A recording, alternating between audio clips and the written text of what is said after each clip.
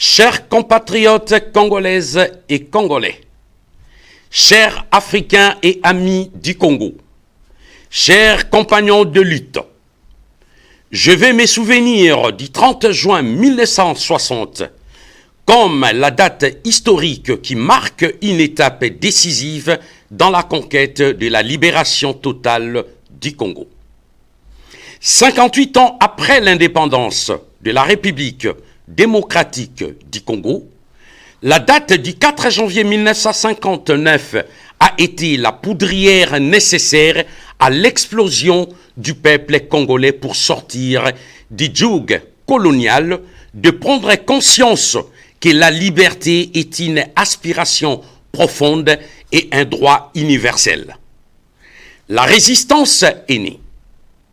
Cette date du 30 juin 1960 à Kinshasa était accompagnée du discours immortel de Patrice Emery Lumumba, qui fut le premier ministre du président Joseph Kasavubu, de Joseph Okito, de Maurice Mpolo, d'Antoine Kingotolo, de Gaston Diomi, de Mobutu Sese Seko, de Laurent Désiré Kabila, de Pierre Moulélé, les compagnons de lutte, ainsi que toute la nation congolaise face au roi Baudouin Ier de la Belgique et de la communauté internationale.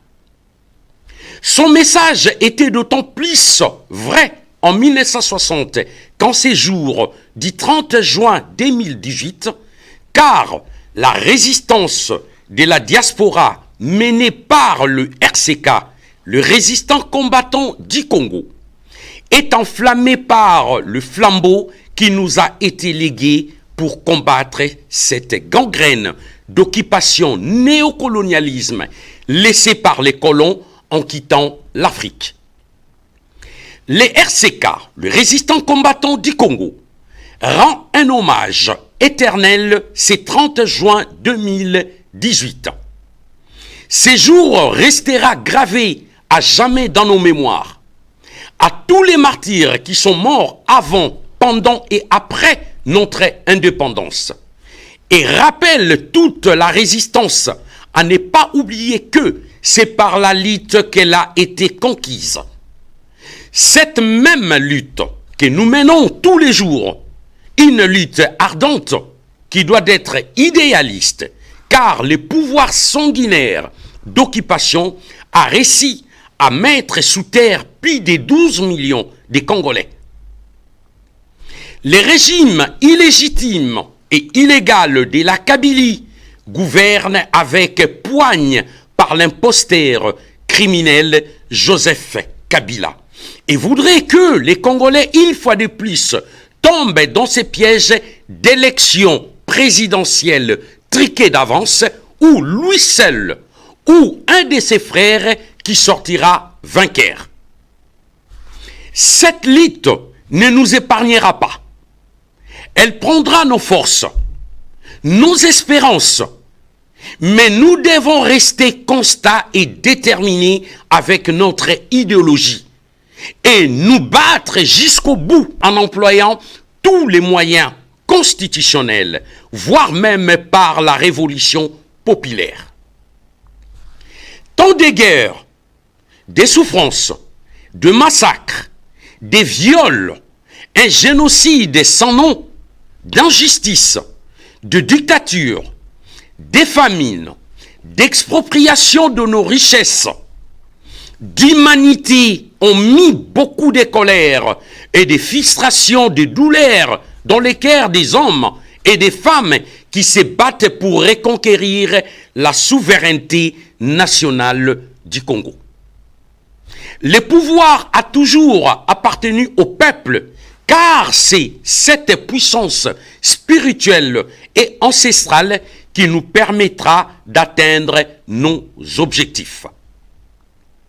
Les batailles de la vie ne sont pas gagnées par les plus forts, ni par les plus rapides, mais par ceux qui n'abandonnent jamais.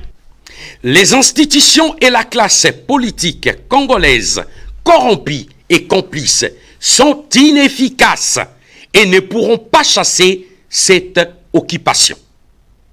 Seule la résistance du peuple peut apporter le changement par la désobéissance civile en appliquant l'article 64 de la Constitution qui est le soulèvement populaire. Pour que toutes ces atrocités gravées dans nos esprits ne se reproduisent plus jamais, nous devons tous nous lever comme un seul homme afin de reconquérir notre souveraineté et notre indépendance. Le RCK propose une nouvelle alternative politique, sociale et économique avec un État qui respecte les droits humains et ses engagements de développement vis-à-vis de son peuple. Une transition sans la Kabylie qui organisera de vraies élections crédibles, libres, transparentes et démocratiques. Vive les résistants combattants du Congo. Vive le peuple congolais et africain. Vive les Congos libres et prospères. La patrie à la victoire. Nous vaincrons.